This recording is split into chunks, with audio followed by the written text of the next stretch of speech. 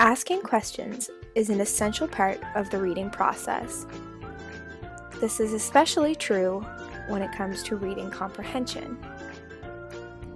As Lu and Al note in their work on the new literacies of reading online, we read on the internet to solve problems and answer questions.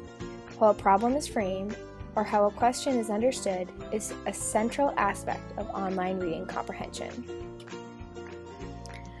Prior to starting the reading process, one should ask questions like, how do I gain the most out of what I'm reading?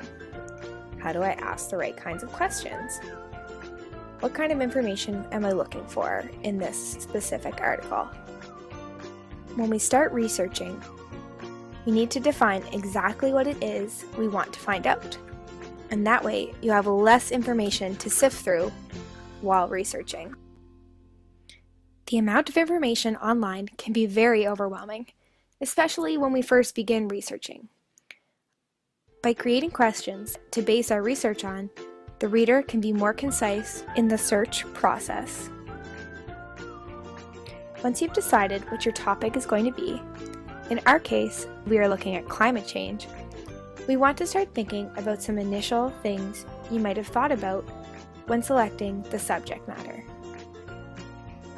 Potential questions you might want to ask are, what is climate change?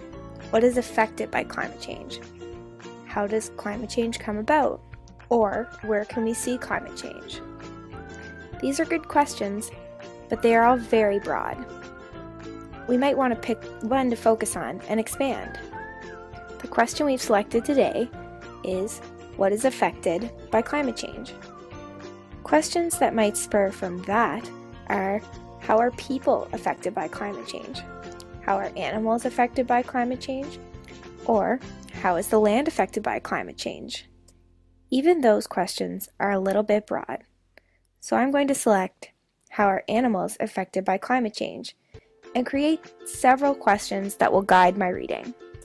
The two questions I am going to look for while reading the article are, how has climate change affected animal habitats? And how will climate change affect those habitats in the future?